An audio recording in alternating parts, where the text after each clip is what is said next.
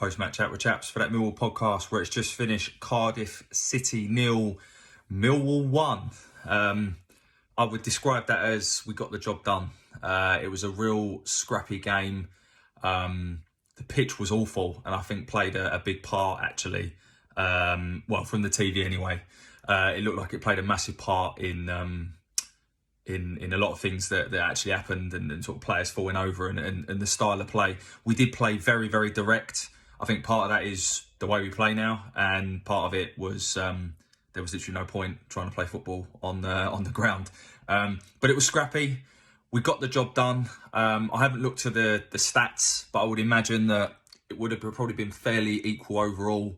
Cardiff fans will probably be sort of thinking they could have maybe come away with a point, but I think overall we probably just about shaded it for me today, and that was what we needed to do. We had to go there and win the game. Cardiff for me are a poor side. I think they're probably going to finish in the bottom six, regardless of whether they got a manager or not, and it can go one or two ways. You know, sometimes playing teams with no manager, the players are fighting for their lives and trying to impress whoever's potentially coming in. And then other times playing with a team with no manager, there's no confidence in it. And I think the first goal today, and obviously what ended up being the only goal, was absolutely crucial. And we'll come on to that in a moment. So I think overall the game, as I say, was scrappy, and there wasn't too much between the two sides, if I'm honest. I think at times we just had a little bit more quality than them, but there wasn't masses in it. And I think the only goal of the game comes from Cooper doing something that he hasn't done much of in the last sort of couple of years. When Rowett first came in, admittedly, it was when Cooper was playing at sort of left of a back three.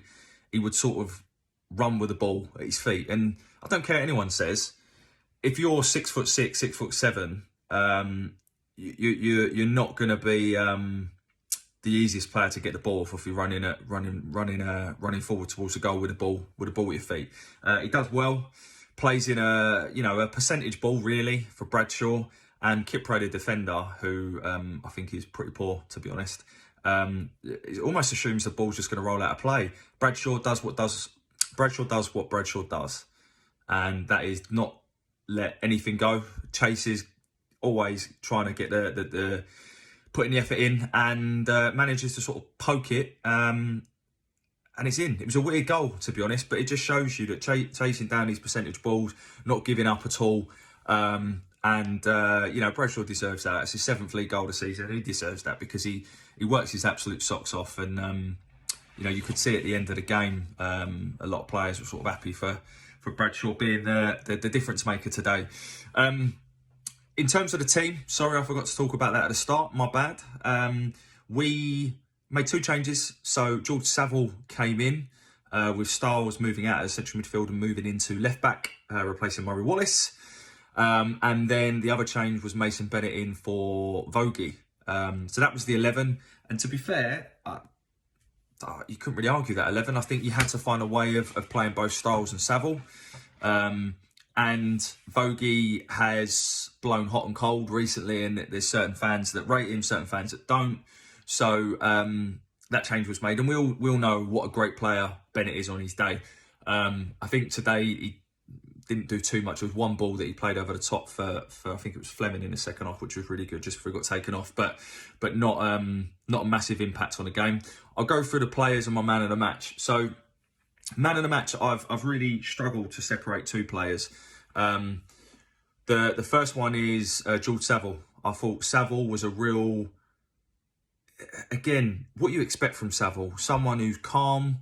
He's not always calm, by the way, but someone who kind of just takes hold of that midfield, calms the play down when it needs to be calmed down, gets people going. He's got good game management. He uses his experience to his advantage. A lot of really good tackles today as well, breaking up play, keeping things simple when it needs to be done. He's never going to take 10 players on and beat them. He's never going to win a race for pace at all. But you know what you get with Saville, and I thought he was superb coming back into the team today. I have to say, real calming presence in the centre of the park. My other man of the match was George Long. I have been very vocal prior to Christmas that I felt Bart should be playing. And I've got to be honest, I changed my mind.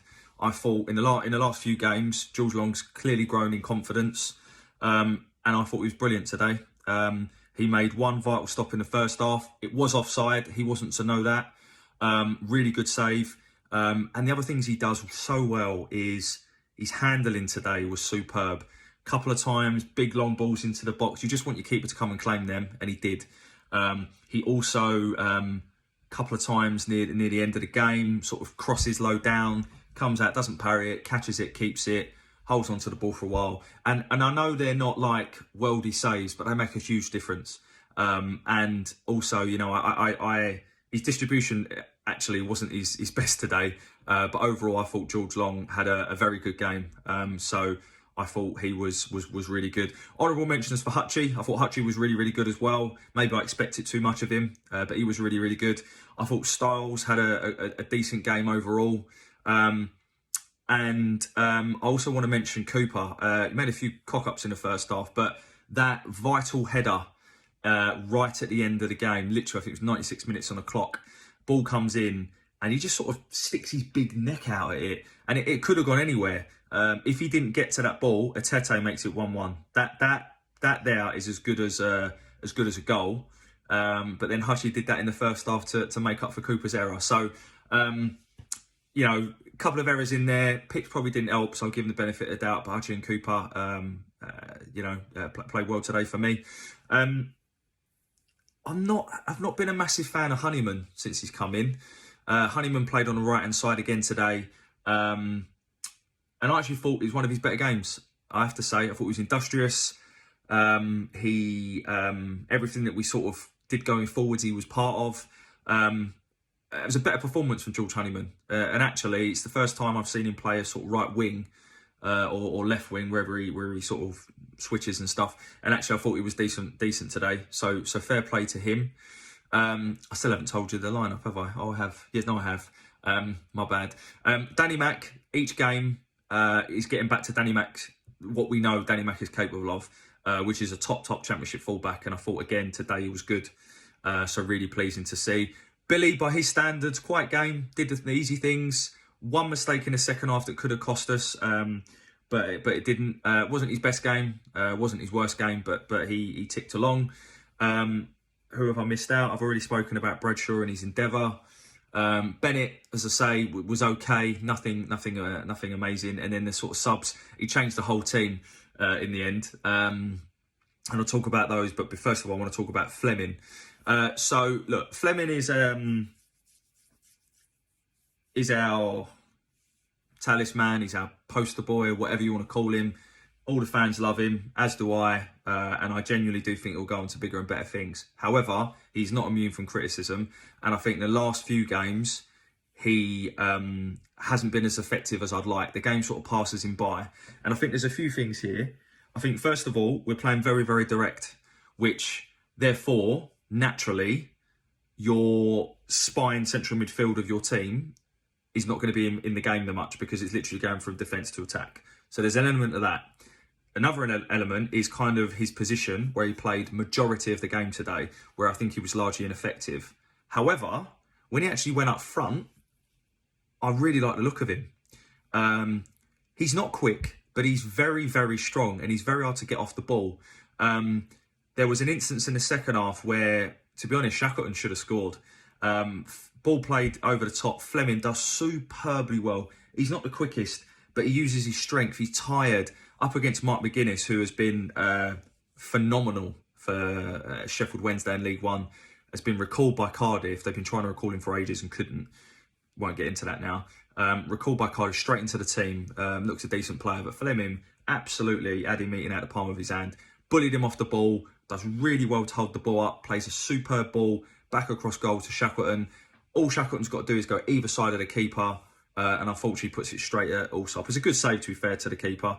But that could have made it 2-0 and we wouldn't have had the last couple of minutes of squeaky bum time. But the point I'm trying to make here is that Fleming, for me, is more effective when he's played more further forward. He's good at holding the ball up. He's strong. He's intelligent with his play. In that sort of pocket, because we don't play that way, he's kind of wasted. So we either need to play that way and get more out of him, or play him further forward.